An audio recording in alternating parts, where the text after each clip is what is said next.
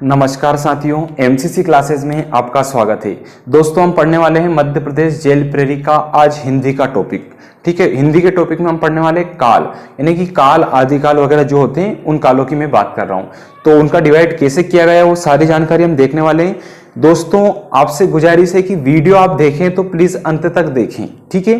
तो उसी से आपको थोड़ा फायदा मिलेगा और आप प्लेलिस्ट में जाके हमारे पुराने वीडियो भी देख सकते हैं। हिंदी के भी सब सब्जेक्ट के आपके धीरे धीरे बनाए जा रहे हैं। दोस्तों, अब बात करते हैं, हम सबसे पहले बात करते हैं सामान्य हिंदी में काल, यानी कि काल। ये काल का जो नामकरण किया गया वो किसके द्वारा किया गया? तो जॉर्ज ग्रियर्सन के द्वारा किया गया। किसके द्वारा किया गया? जॉर्ज ग्रियर्सन के द्वारा कालों का विभाजन किया गया, मतलब इनको नामकरण किया गया। अब मैं बात करता हूं दोस्तों, तो आपको याद रखना काल हम पढ़ने वाले हैं। काल हो गए आपके चार, 1 2 3 4।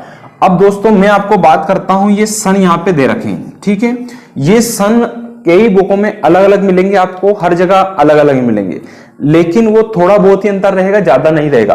तो आप इनको लगभग लगभग के रूप में आप इसको याद रखिएगा दोस्तों, क्योंकि कई बार पेपर में पूछ लिया जाता है, ठीक है।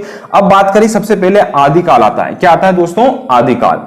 आदिकाल है 650 से लेके 1350 ईस्वी तक, ठीक है। यानी कि 6 दूनी 12, यानी दुगना हो रहा आपका। कितना हो रहा दोस्तों? दुगना। यानी कि पहली बार में कितने नंबर लाए हम? दुगने नंबर लाए, ठीक है। तो ये आदिकाल हो गया, है ना। आदि, है ना आदि ना अंत, है ना, इसी से याद रखिएगा। सबसे पहले आदि आया, ठीक है। फिर बात करी पूर्व मध्यकाल। क्या आया दोस्तों? इनके और भी नाम है, मैं आपको आगे जाके बताऊंगा। पूर्व मध्यकाल की मैंने बात करी। आदि के बाद क्या आया? पूर्व मध्यकाल, ठीक है। ये 1350 से 1650 तक चला, लगभग 300 का अंतर है। ये दुगना था, ये 300 का अंतर है दोस्तों, ठीक है। फिर आता है पूर्व मध्य के बाद में उत्तर मध्यकाल। पहले आदि आया, पूर्व आया और फिर आया उत्तर। तो आपको ऐसे याद रखना है। अब इसमें भी लगभग 200 का अंतर है। फिर आता है आधुनिक काल। कौन सा काल आता है दोस्तों? आधुनिक काल। आधुनिक काल 1850 से लेके अभी तक चल रहा है, ठीक है। और आधुनिक काल भी 3-4 पोर्शन में बांटा गया है। छायावादी, भारतेंदु अरिष्ट, ये सब कुछ हम देखने वाले हैं। तो आपको 4 काल याद रखना है। क्या क्या नाम है इनके? सबसे पहले आदिकाल आता है, पूर्व मध्यकाल आता है, उत्तर मध्यकाल आता है और फिर आता है आपका आधुनिक काल। इनका डिवाइड इस प्रकार से किया गया, पहले दुगना करना है 300 200 और फिर अब तक, ठीक है। अब बात करेंगे हम पहले आदिकाल की दोस्तों, ठीक है। अब आदिकाल की बात करते हैं, तो आदिकाल को ही बोलते हैं वीर गाथा काल। क्या बोलते हैं दोस्तों? आदिकाल को ही हम क्या बोलते हैं? वीर गाथा काल बोलते हैं, ठीक है। अब हमने बात करी, इसकी 2 शैलियां हैं। कितनी शैलियां हैं? 2। एक है आपकी डिंगल है और दूसरी होती है आपकी पिंगल। अब पिंगल आपने खाए होंगे, तो पिंगल कैसे खाए? डींगे मार के। तो डिंगल और पिंगल याद रखिएगा। अच्छा, डिंगल क्या है? ये कर्कश शब्द वाली है। कौन सी शब्द वाली है दोस्तों? कर्कश, ठीक है।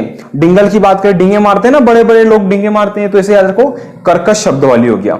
और पिंगल की बात करें तो ये कर्ण की शब्दावली का विगलन हो गया। किस भाषा में? ब्रज भाषा में। किस भाषा में हो गया दोस्तों? ब्रज भाषा में हो गया। तो पिंगल मतलब ब्रज भाषा में परिवर्तित हो गया, कर्ण की शब्दावली, और डिंगल है आपकी कर्क की शब्दावली, ठीक है। इतनी चीज यहां पे कंप्लीट होती है। अब इससे जो प्रश्न बनने वाले हैं, आदिकाल को क्या बोलते हैं? वीर गाथा काल। कब से कब तक? 650 से 1350 तक, ठीक है।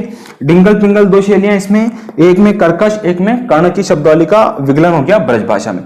अब एक प्रश्न बनेगा दोस्तों, कुछ यहाँ पे कवि हैं और उनकी कुछ रचनाएं हैं, ठीक है। वो पूछ लेंगे कि भैया आदिकाल के निम्न में से कौन सी कवि है जिसकी रचना फलानी है, ठीक। अब उसको हम याद करने की कोशिश करते हैं दोस्तों, ठीक है, ट्रिक के माध्यम से। तो आप देखते रहिए। आता है आपका चंद्रवरदाई। क्या आता है दोस्तों? चंद्रवरदाई आता है। तो ये आपको याद होगी पृथ्वीराज रासो। क्या है दोस्तों? पृथ्वीराज रासो, है ना। पृथ्वीराज जो आपका तृतीय था, उनकी युद्ध के बारे में आपकी उनकी कहानी है, प्रेम कहानी, सब कुछ, ठीक है। तो आप याद रखिएगा, पृथ्वीराज चौहान के बारे में लिखी गई है, चंद्रवरदाई ने लिखी है, ठीक। तो पृथ्वी पे क्या है दोस्तों? एक चंद्रमा है। क्या है दोस्तों? एक चंद्रमा है पृथ्वी पर, ठीक है। आपको जानते उपग्रह हैं, तो उसी से आपको क्या करना है? इसको याद कर लेना है, ठीक। फिर आता है जगनिक। क्या आता है दोस्तों? जगनिक। जगनिक मतलब जग याद रखो, जग मतलब संसार की बात करी। संसार की बात करी तो यहाँ पे क्या है? परमार रासो। परम आनंद है संसार में, ठीक है। कहां पे? जग में परम आनंद है, ठीक है। तो परमार रासो, ठीक। फिर आता है स्वयंभू। क्या आता है दोस्तों? स्वयंभू। स्वयंभू मतलब खुद की मैंने बात करी, तो स्वयंभू में क्या हो जाएगा? उपम चर्यु। क्या हो जाएगा साथियों? उपम चर्यु। तो उपम यानी व्यक्ति उब जाता है कई बार, क्या? स्वयं में।